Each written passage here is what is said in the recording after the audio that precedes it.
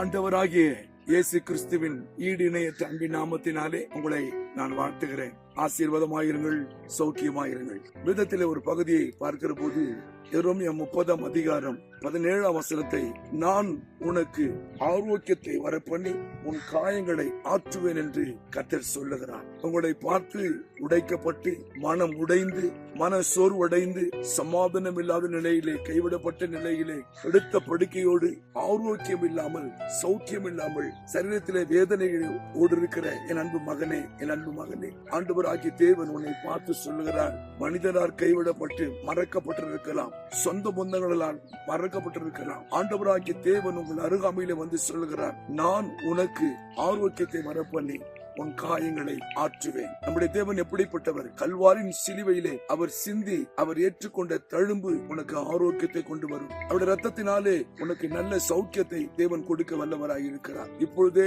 கர்த்தர் உன்னை பார்த்து சொல்லுகிறார், எனக்கு அருமையான மகனே, மனம் உடைந்திருக்கிற, படுத்த படுக்கையோடு எழுந்திருக்க முடியாமல் வேதனைப்படுகிற உன்னை பார்த்து தான் கர்த்தர் சொல்லுகிறார், நான் உனக்கு ஆரோக்கியத்தையும் சௌக்கியத்தையும் வரப்பண்ணுவேன், என் சமாதானத்தை உனக்கு நான் தருவேன் என்று தேவனாகிய கர்த்தர் உன்னை பார்த்து பேசுகிறார். என் அன்பு மகளே, வேதனைப்படாதே, கண்ணீர் வடிக்காதே, சோர்ந்து போகாதே. கர்த்தருடைய கரம், அவருடைய தழும்பு உனக்கு நேராய் வருகிறது. எத்தனையோ நாட்களாய் வேதனைப்பட்டு டாக்டரால் கைவிடப்பட்டு டாக்டர் சொல்லி இருக்கலாம், இந்த வியாதிக்கு மருந்தில்லை, எவ்வளவு பிரயாசம் பண்ணி பார்த்து விட்டோம், இனி நாங்கள் ஒன்றும் செய்ய முடியாது என்று கைவிடப்பட்ட நிலையிலே காணப்படலாம். ஆண்டவராகிய இயேசு கிறிஸ்துவின் தழும்பு உனக்கு நேராய் நீட்டப்பட்டிருக்கிறது. இன்றைக்கே தேவன் உனக்கு சுகத்தை தருவார். அவருடைய தழும்பு உன்னை குணமாக்கும். நாம் ஜெபிப்போமா? வானத்தை பூமியை படைத்த சர்வ வல்லமை உள்ள தேவனாகிய கர்த்தாவே, என் அன்பு பிள்ளை, கண்ணோக்கி நீங்க பாருங்கப்பா. உடைக்கப்பட்ட நிலையிலே ஆரோக்கியம் இல்லாமல் இருக்கிறேன்.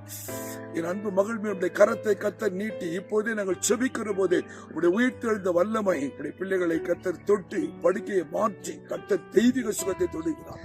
சத்துருவின் விருப்பத்துக்கு ஒப்பு கொடுக்காதபடி ஆரோக்கியத்தை தந்து ஜீவன் தந்து உமக்கு சாட்சியா ஜீவிக்க கிருபை தார். இயேசுவின் நாமத்தில் பிதாவே.